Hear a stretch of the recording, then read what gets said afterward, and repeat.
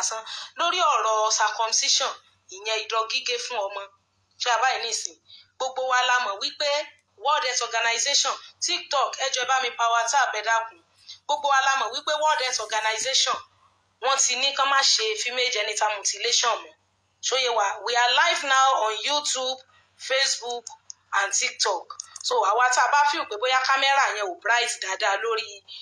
one of the app a lè wá join mi lórí app kejì ṣé àbáyé nísìn Lady B you are welcome.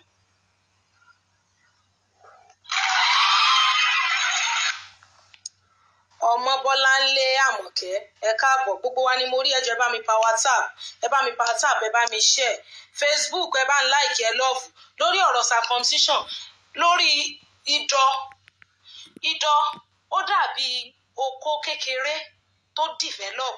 tí ò develop mọ́ tó stop ṣé abáyé ní ìsìn ó dẹ̀ ní reason tọ́lọ́run fi ìdọ̀ sí ara obìnrin mi fẹ́ explain eléyìí towards the end of that video because ẹni tí ò bá wo fídíò yẹn dópin kò ní láǹfààní àti rí torí ẹ̀ mo ṣe end the live stream yẹn it's 3 hours 30 something minutes so tí mo fi start eléyìí afresh lẹ́yìn pé mo máa end live stream yẹn màá come back again so that ẹni tó bá máa rí eléyìí towards the beginning láti rí àwọn teaching yẹn ṣé àbáyé nìsín ìdọ̀ gígé àwọn World Health Organization ti sọ wípé kò dáa kán wá gé ìdọ̀ fún ọmọ mọ́ bí àwọn míì wà tán ti jẹ́ victim of circumcision àwọn èèyàn dẹ̀ sọ lórí live stream yẹn pé àwọn ọmọ 1970 1980 náà gédọ̀ fún irọ́ ni mo ṣe lẹ́ni tó gédọ̀ fún last year àwọn grandma yẹn ò ní gbà TikTok ẹjọ bá mi share ẹ bá mi power tap àwọn grandma yẹn ò ní gbà pé kẹ́ ẹ bí ọmọ obìnrin kẹ́ ẹ má gédọ̀ fún mo sì léèyàn tó bímọ recently tó yẹ pé grandma ṣì insist pé kán gbé ọmọ yẹn wá sí abúlé láti wá bá gé ìdọ̀ rẹ̀ ṣé àbáyé ní ìsìn àwọn míì wà tó ṣe wípé wọ́n jẹ́ victim of female genital mutilation unfortunately nígbà tí wọ́n bá máa gé ìdọ̀ àwọn ìyá tí wọ́n ń gé ìdọ̀ yẹn wọ́n ó gé tán ni wọ́n á gé lábíà àwọn míì ò tún rẹ̀ mọ́ lábíà gbogbo lábíà méjèèjì àwẹ́ méjì yẹn náà tún máa rẹ́ lọ so kò ń ṣe gbogbo ọkùnrin ló mọ bó ṣe ń bá obìnrin tí ò ní dọ̀ tó fi ń bá wọn ṣeré ṣàbáyé ní ìsìn and gbogbo àwọn nǹkan yìí ní ìmọ̀ ló ti pèsè àyè rẹ̀ sílẹ̀ fún wa láti kọ́ ẹ̀kọ́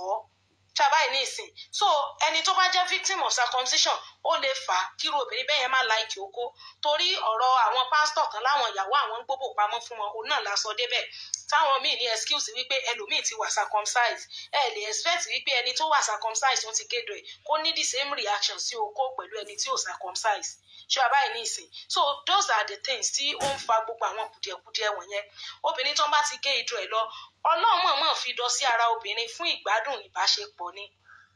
ẹni tó obìnrin tó bá ní ìdọ̀ Ọlọ́run fi síbẹ̀ ni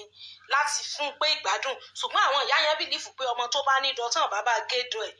Teleco design you are welcome pé tán bàbá ọmọ gé ìdọ̀ ẹ̀ wípé ọmọ yẹn ó máa bá wà promiscuous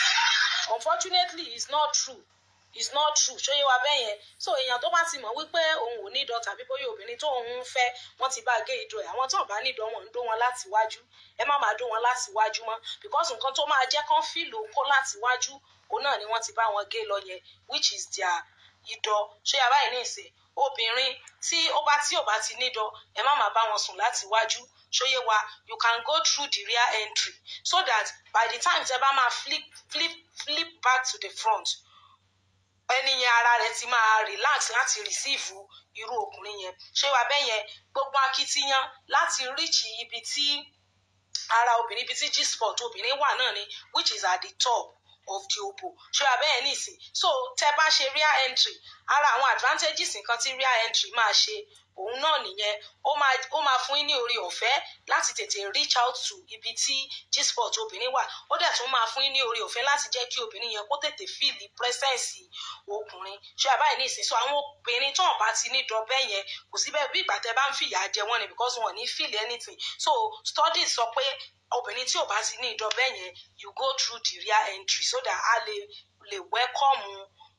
ọkùnrin yẹn dáadáa then àwọn tí wọ́n bá fẹ́ ṣe cunnilingus kì í ṣe gbogbo èèyàn lèèyàn lè ṣe fún because obìnrin míì wà tó dọ̀tí téèyàn bá ń fi ahọ́n stimulate ìdọ̀ obìnrin òní wọ́n ń pè ní cunnilingus. Ṣóbìnrin tí ò tiẹ̀ ní ìdọ̀ gan báwo kí lẹ fẹ́ stimulate pẹ̀lú ahọ́n lára ẹ̀ ṣé abẹ́ ẹ̀ nísìn cunnilingus wọ́n tó bá mọ̀ pé ó fẹ́ ṣe make sure pé obìnrin yẹn jóbìnrin tó clean obìnrin tó neat obìnrin tó fẹ́ bá ṣe kọ́ tó